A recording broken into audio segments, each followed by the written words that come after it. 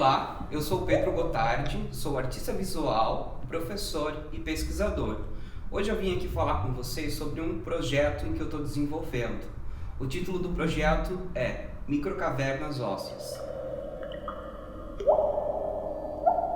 Eu gostaria de contar um pouco para vocês sobre a minha trajetória. Eu nasci na cidade de Brusque, aqui no estado de Santa Catarina. Depois de um tempo eu fui morar em Florianópolis e depois eu me mudei para Blumenau. Aqui em Blumenau, onde eu moro atualmente, eu me formei em artes visuais e em 2017 que eu desenvolvi o meu primeiro projeto, a exposição Dilatação Corporal. Ela entrou a partir do meio de um edital na cidade de Navegantes, Santa Catarina. A dilatação corporal, essa exposição, ela foi um marco muito importante na minha trajetória artística.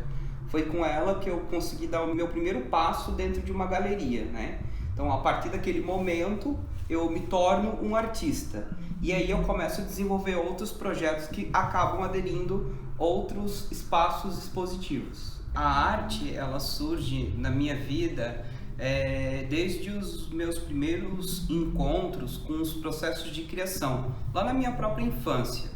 E se segue de alguma maneira nos anos escolares, né, na escola. Então, uma das disciplinas que eu gostava muito era a disciplina de arte, mas eu ainda não tinha encontrado esse viés artístico ou pensava a arte como uma profissão. E aí foi onde, depois de um bom tempo, refletindo sobre a arte na minha vida, foi que eu decidi realmente fazer o curso de graduação em artes visuais. E aí tudo isso, toda essa relação com a arte vem à tona. Como é que isso começa na minha vida? A representação da arte em si.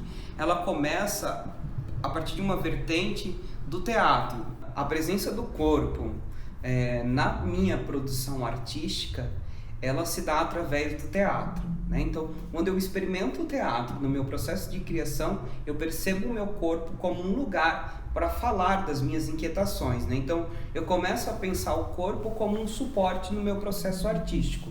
Daí, então, começam a surgir esses projetos que eu venho desenvolvendo, como a própria dilatação corporal e outros projetos que eu tenho hoje já desenvolvidos. E nesse momento do distanciamento social e me perceber dentro da minha própria casa, é que eu descubro e tento, na verdade, desenvolver uma poética. E a partir desse momento em que eu me vejo trancado dentro de casa, é que surge o projeto Microcavernas Ósseas. O projeto Microcavernas Ósseas quer falar um pouco desse lugar que a gente está habitando nesse momento, né? Então a nossa casa, ela acaba se tornando essa microcaverna. Então eu me vejo muito nesse lugar de voltar, né? Como o próprio mito da caverna. Eu estou voltando para a minha caverna e aqui eu preciso encontrar maneiras de estar existindo diante a situação que estamos vivendo, em função do Covid. Microcavernas ósseas. Microcavernas habitáveis, corpos, ossos cortados, secções transversais, sem pele, sem proteção.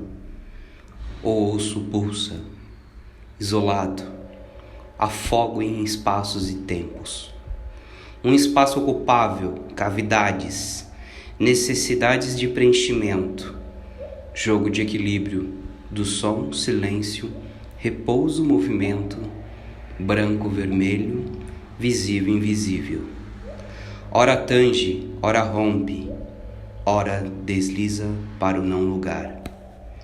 Vivo, subtraído da sociabilidade, cavado, corroído no sentido de inexistir.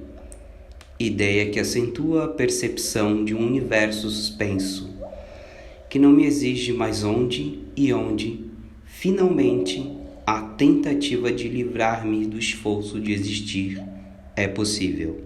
De alguma maneira, eu me senti muito pressionado dentro da minha própria casa, né? O fato de não poder ter o contato com outras pessoas, de não conseguir utilizar de outros espaços, foi como me sentir sufocado dentro da minha própria residência, né? Então, a microcaverna óssea, ela é um objeto tridimensional onde eu começo a desenvolver a minha poética na minha própria residência. Então, como eu estava me sentindo extremamente sufocado e eu não tinha como dissipar as minhas energias do meu próprio corpo, a minha poética ela vai para o tridimensional. Então, as microcavernas ósseas, elas são pequenas esculturas esculpidas em gessos.